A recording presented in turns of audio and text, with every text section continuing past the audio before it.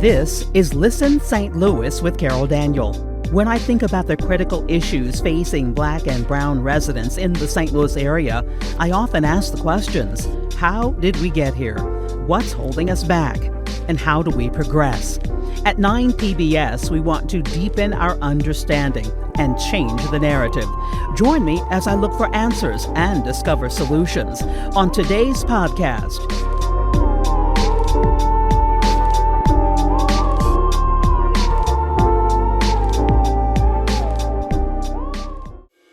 It's called the Economic Justice Accelerator, but exactly what is it, and how will the accelerator and other economic development efforts stabilize North St. Louis neighborhoods, increase wealth, reduce crime, and inspire young people to thrive rather than just survive?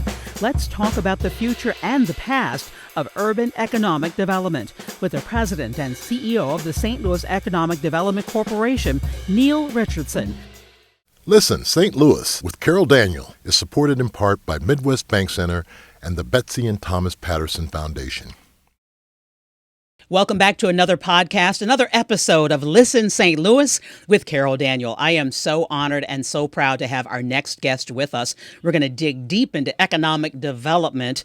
Maybe 40 years ago, it wasn't a sexy topic. It is a hot topic today. But first, my friends, I need you to subscribe. We have some goals in mind. We want to know who you are. We want to know why you're listening and what you are getting out of this podcast. So subscribe and don't keep this to yourself. I know that we can be a little selfish, but share this good conversation with others and tell them to subscribe as well.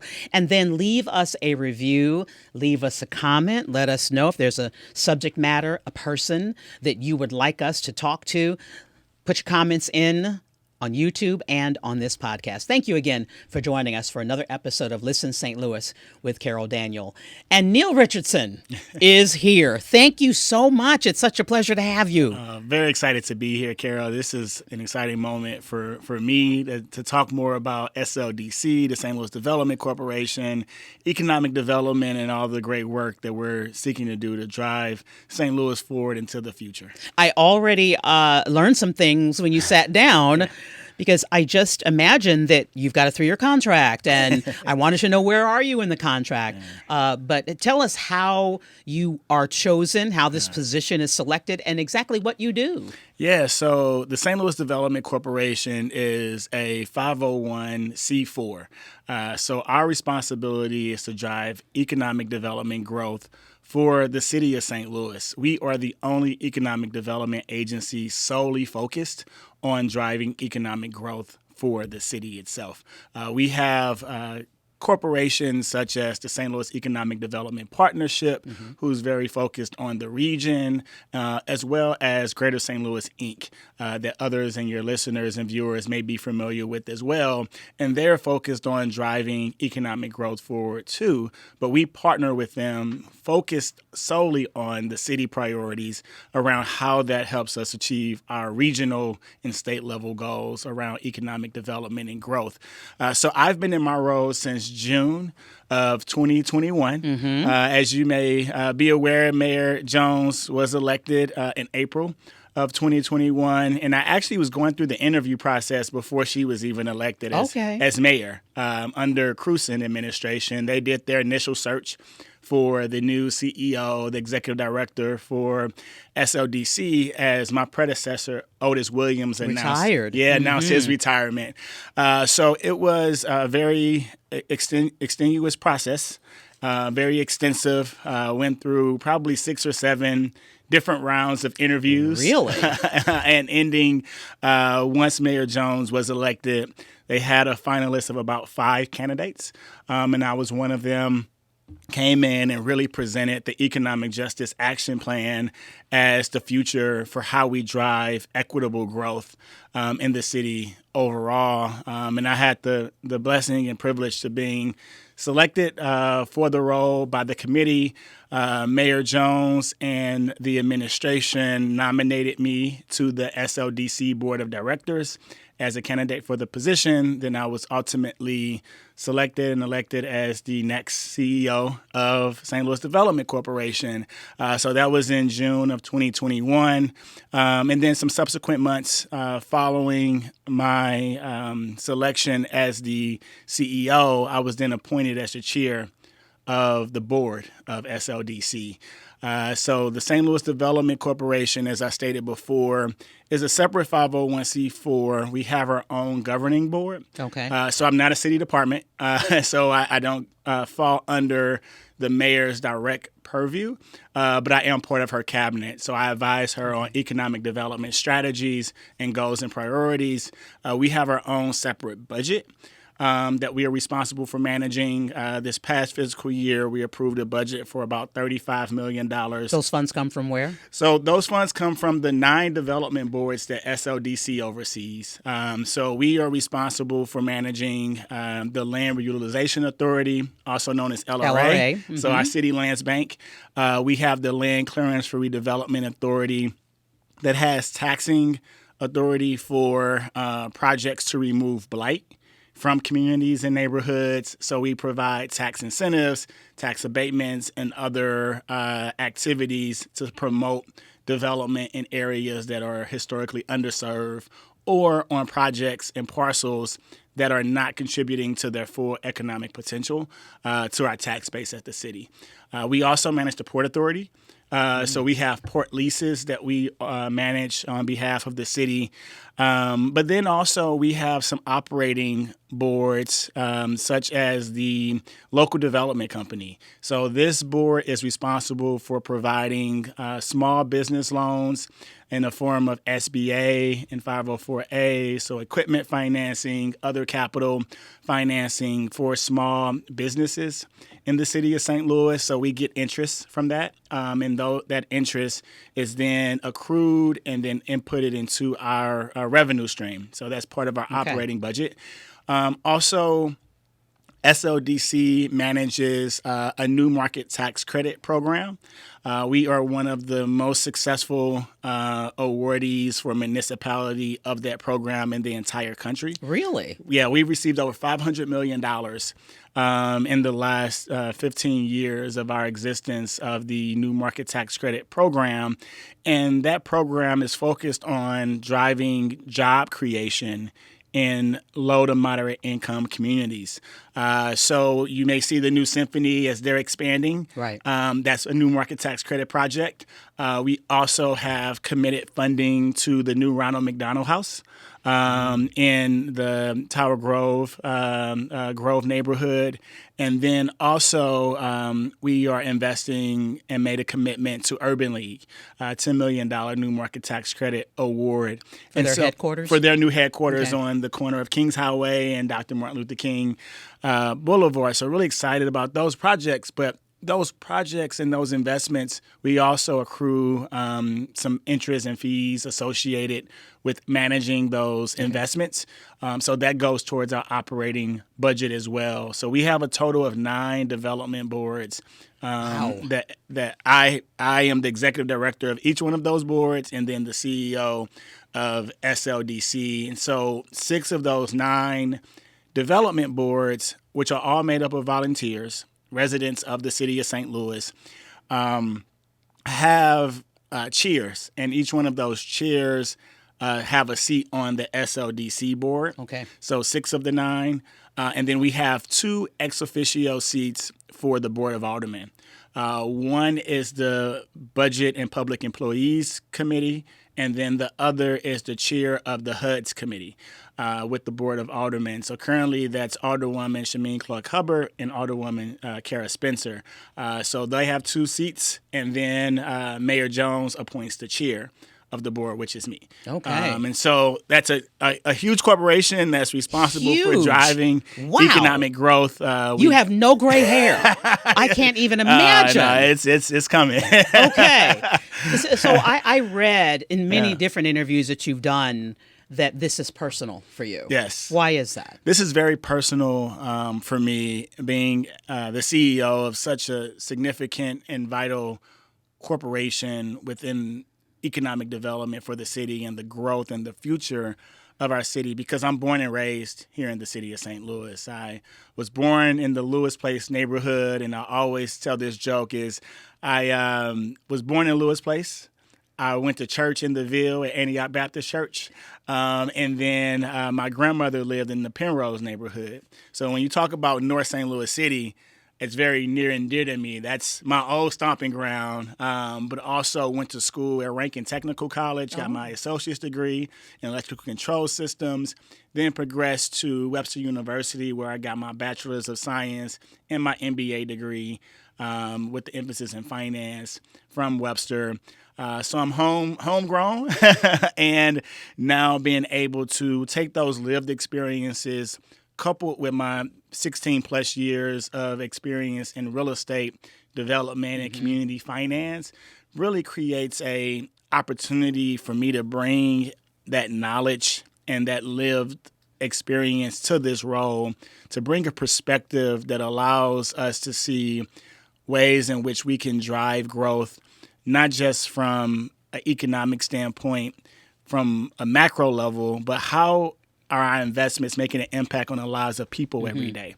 And that's why I say it's personal for me, because my parents still live in Lewis Place. And then also understanding the challenges of the youth and that they experience every day, and creating pathways for them to have productive activities that promote their growth opportunities. For me, it was growing up in Antioch Church, right? And so we had Boy Scouts, we had basketball, we had the piano classes, all of the things that we wanted to do or experience were offered through that church. And then having the ability to go to Rankin in my own neighborhood, and then being able to progress to having employment opportunities, whether it was at a grocery store or at the body shop washing cars. I understand that we have to create opportunities for our youth to stay engaged and then see those stepping stones towards a career path of a living wage and a thriving wage, jobs and careers where they can build families, be proud of, and be able to reinvest into those communities as well. You talk often about creating a thriving mentality versus a surviving mentality. And that leads me into this phrase that we have been hearing for years now, and that's economic justice. What is economic justice? Yeah, so economic justice is something, a term that's been utilized all the way back when Martin Luther King was marching around civil rights, right? And not just civil rights. We understand that we need just policies in order for us to vote, in order for us to have equal access to education, healthcare, all of those resources. But ultimately, if we're going to build wealth, specifically in Black and Brown communities, we have to invest into ownership opportunities, whether it's home ownership or business ownership, and being able to have that sense of ownership and pride. And justice is about repairing the harm that's been caused and created by unjust policies, such as redlining, racial covenants, payday and predatory lending that charges higher interest rates to individuals based off of their the color of their skin rather than their ability to pay back capital and credit. And so what we've seen over time is this gap in access to capital for individuals to build wealth and invest in their future.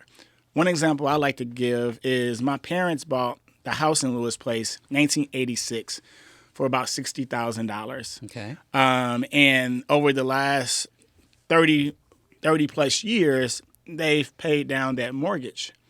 And they live on the north side of Delmar. That house currently appraises at about $110,000. And this is a home that's over 2,500 square feet. And had that house been purchased on the south side of Delmar, it would be over $1 million. And so to be able to understand the wealth gap that was created because of the side of the street that my parents decided to own a home or were made available to own a home because they were redlining areas of the Central West End at the time, it created gaps in the wealth that's being passed down from generation to generation. So instead of my parents being able to leverage their house as an asset for me to go to college, I now have to incur those student loans. Whereas peers in the same educational setting that I was in now have the ability to not have to pay back those loans, and they can start by purchasing their first home instead of paying down student debt. And so we see these continuous gaps over time that's going to grow and expand the wealth gap, the racial wealth gap.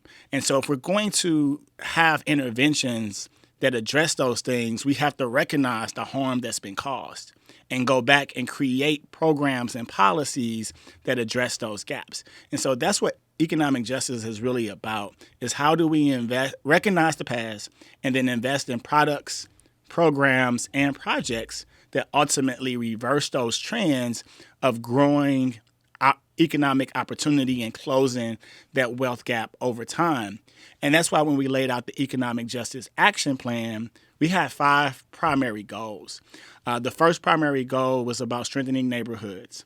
The second was on closing the wealth gap. The third was improving health and educational outcomes that drives the last 2 primary goals of growing our tax base and expanding our city's population. Since the 1950s, the city of St. Louis has shrunk from a population perspective of around 800 to 900,000 people, now teetering around 300,000. In the last 10 years alone, we lost over 27,000 Black residents.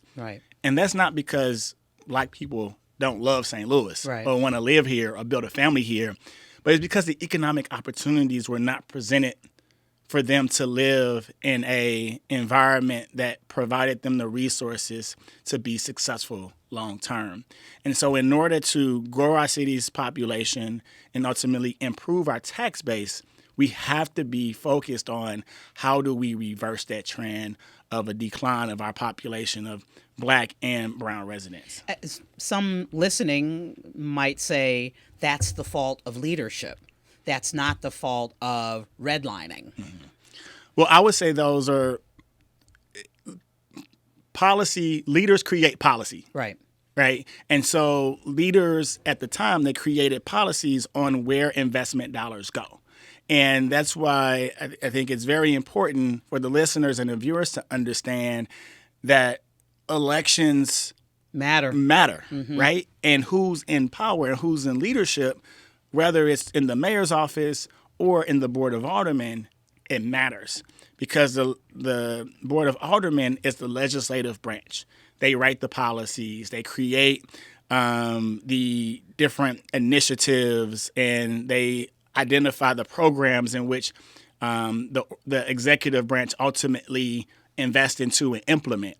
And so when it comes to the mayor's desk, she is then equipped with saying, okay, these are the policies that's been passed. These are the investments. These are the budgets that's been passed. And this is how I want my respective departments to implement based on that or not implement. Right. And so it creates an opportunity for the executive branch and the legislative branch to have a lot of control over where resources go and where the future of our city goes and takes us. And so now being in the position where I work very closely with Mayor Jones, I understand her vision is growing wealth for communities that have been historically marginalized and recognizing that we have to invest in North St. Louis and areas of Southeast because that's where our population is continuing to decline and our income gaps exist today. You have to, because I know you're a bit of a historian as well, right? But we've had Black mayors. The previous had president of the Board of Aldermen, Black man, now in prison. And North St. Louis suffered. Yeah. Central West End grew. What gives? Yeah, so it takes more than just public investment to make these changes happen. It will require public, private, and philanthropic partnership in order to drive this change and to ensure that they are aligned. And in this moment where we have an unprecedented number of resources coming into the city through the American Rescue Plan Act and other federal dollars, we have a moment in time where we can strategically align ourselves with the private sector and the philanthropic sector, bring resources to the table to say this is where the city is going to invest dollars. This is where SLDC is committed to investing into infrastructure, into workforce development, into housing development, and we can create economic opportunity for the private sector and for the philanthropic sector to achieve their goals if they come along this journey with us. And so what I recognize is that even with a strong leadership from the mayor's office and even strong leadership from the Board of Aldermen, it requires alignment and coordination of how we invest together, because it cannot just be done by the private sector. It cannot just be done by the public sector. We all have to work together towards one vision and one goal. And that's why I commend the mayor on taking a moment and saying, what is the plan? What is the strategy? Laying out the economic justice action plan, communicating these are the primary areas of interest and investment for us, and then going out to partner with the private and philanthropic sector to say, come along this journey with us, and we can all win together in the end to drive growth for our city. You've worked with leaders in Detroit. What's happening there that isn't happening here? So what I would say in Detroit, it was a very different situation than St. Louis. Sure. They went through bankruptcy. And so when they went through that bankruptcy, the private sector stepped in and said, well, we'll help fund and bring the city back to its essence. We're going to revitalize and rejuvenate this area, but we want the public sector to come along with us. And so they actually made investments into departments within city government for them to hire and expand their operations. They moved their land bank in Detroit from about 20 people to 100 people in their land bank alone. They also made investments through Dan Gilbert and his foundation of purchasing almost 90 buildings in their downtown area, 13 million square feet, and saying if businesses want to work with my organization, my company, then you have to have a presence downtown.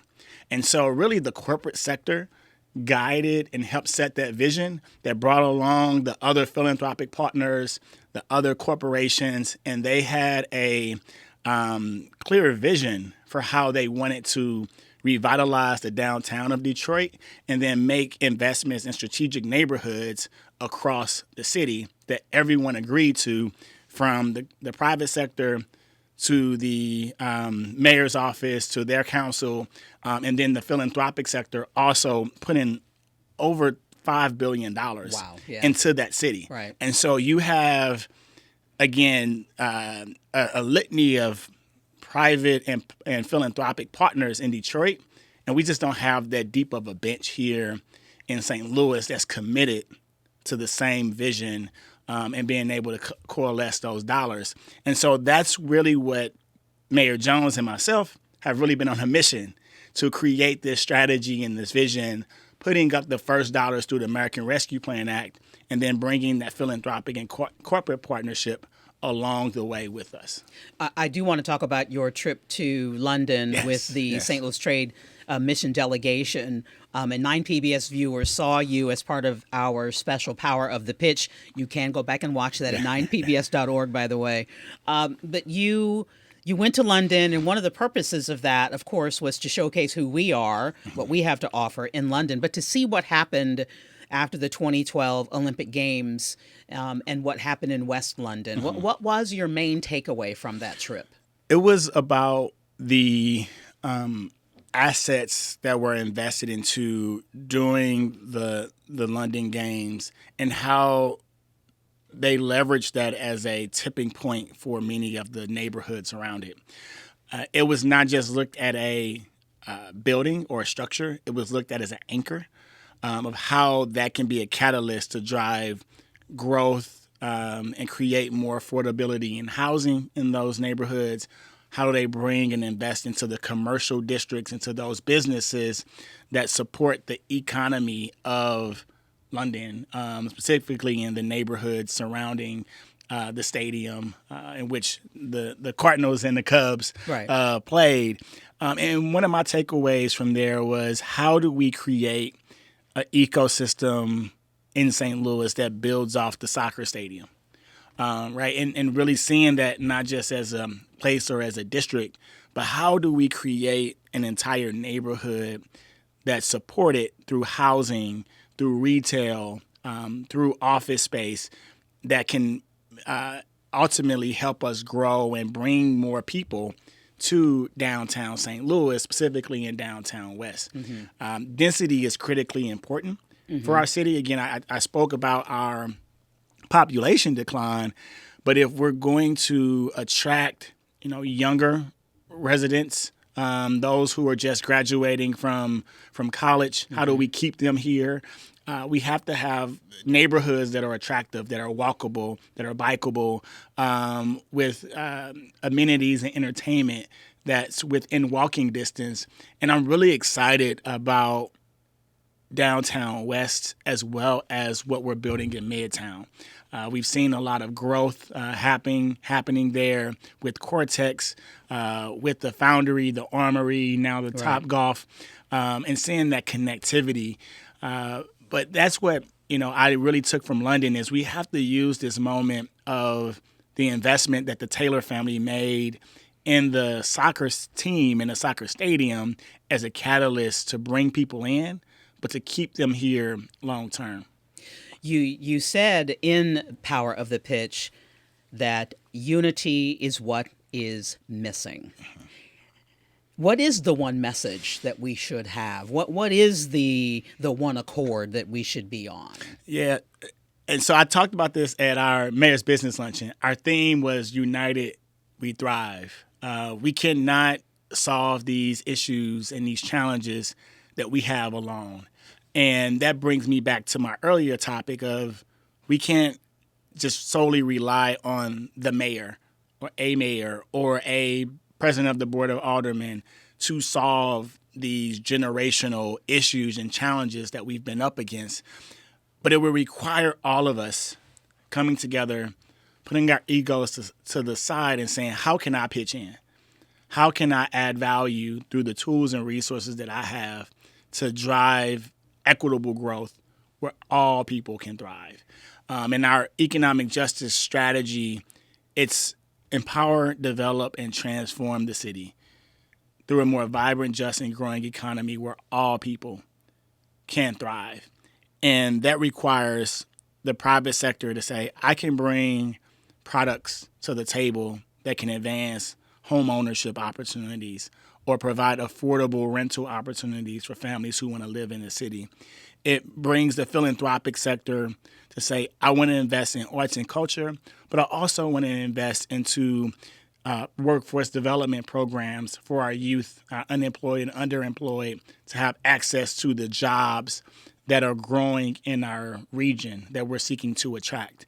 And it requires the public sector to be aware and then make those investments alongside those partners to say, we're willing to attract this business and willing to invest in this business because they're creating the type of jobs that we want and we value for our residents to have access to.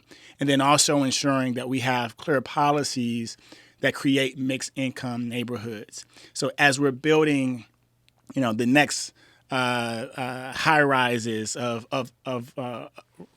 residential units, that we have affordability built into those units, that an individual isn't paying more than 30% of their income on rent, mortgage, and utilities. So that's some of the policy that we are working with to ensure that everyone has access and they can see a path forward from where they are today to where they desire to be. As my husband and I shift into retirement in a greater way, We're both 61, about to be 62. I almost feel like there's another pioneer spirit that has to take place.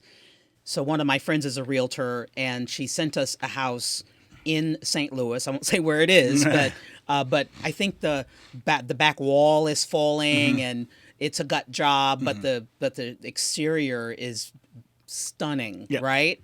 These beautiful architectural gems that still exist in St. Louis and Right. need some serious love and like $100,000. Yeah, Right? I would say probably more than that. More than Yeah, that, no yeah, doubt, yeah, right? Because yeah. I haven't even touched electrical. Right. But that how do you? I mean, we're not young, but but we're stable, right? And Yeah. so, are there more of people like us Yes. that are coming in as pioneers? Yeah, so we want to have stable neighborhoods that have individuals and families across the continuum and the spectrum of the life cycle, whether they're a young adult buying their starter home, or a growing family, or individuals, empty nesters who are looking to just have a stable home throughout the remainder of their life, but then also being able to have an investment that can be passed down to their kids as wealth building opportunities.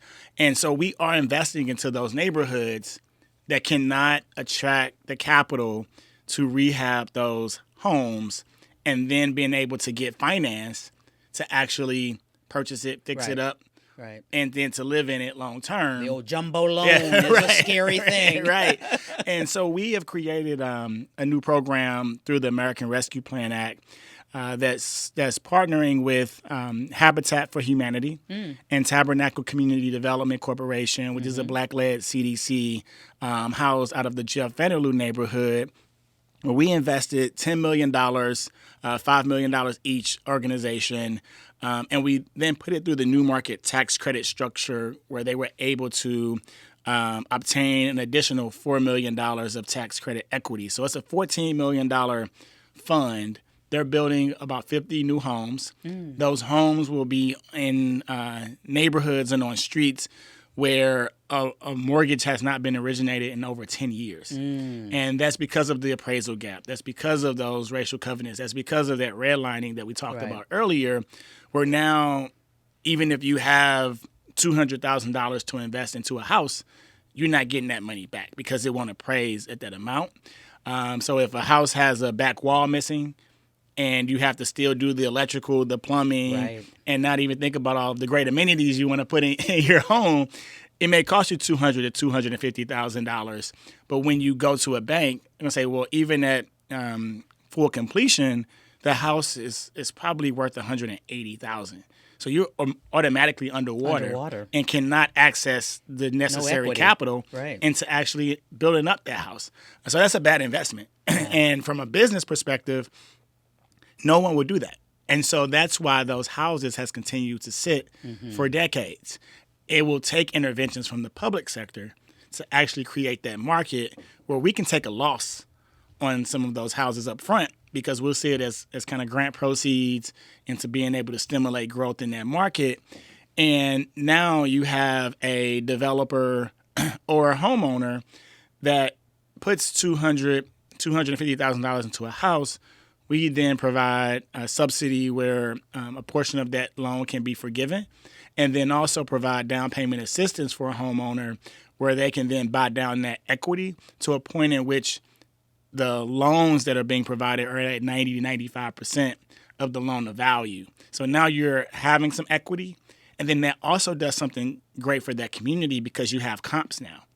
So if you create 4 or 5 comparable homes on that block, now the next person who may not be low income, it could be a market rate person that's making $250,000 a year, can go into this house and say, I want to live in that neighborhood. I want to purchase that house. And they go in and purchase that house. They can get a traditional mortgage because when the appraisers come and look at that area, they say, what are the other comparable homes? And now you have them. And now we have them that it went at a certain level. And so you create kind of these new markets for opportunity, and then that flywheel approach comes in, and then now you start to see more residents moving into a neighborhood, and that's what, talk about economics and economic development, that's exactly what we are here to achieve. And you mentioned the thousands of black families that have left the city and have moved, or even the St. Louis County as well, and then going to St. Charles County. We all know we're just moving shell pieces around. We all know. I mean, I say this often. You know, God bless you, St. Charles County. So happy for you that you are growing, fastest growing county in the state of Missouri. But we, as a metropolitan statistical region, we are losing population. Yes, so we can't get happy about this one thing in St. Charles City, St. Charles County, when the region is still given up population. To those black families who left, you mentioned opportunity. Crime's also an issue, and schools are also an issue. I would say two of the greatest challenges are crime and education right now. And fortunately, Mayor Jones is very data-driven. We've seen a 20% decrease in homicide rates year over year. And we also know that, the educational system has to be right sized to meet the current demands of parents, of families, and then also of colleges and employers. And if our kids do not have the ability to get a living wage and quality job when they leave high school, they have to find alternative ways to be successful. And that's where, again, I have a very personal purpose into ensuring that our youth have pathways to success. And that's why I co-founded Dream Builders for Equity, which is a nonprofit with the mission of ensuring that all youth have the ability to escape poverty, build wealth, and invest in their future through real estate development and entrepreneurship. Because, again, those are two ways for them to build wealth and have ownership in their future. And it's continuing to grow through the leadership of Michael Woods, who is the current CEO of the organization. But it's important that we create these pathways for our youth. And if families and our youth and others don't see opportunity, they will go where the opportunity is most persistent for them.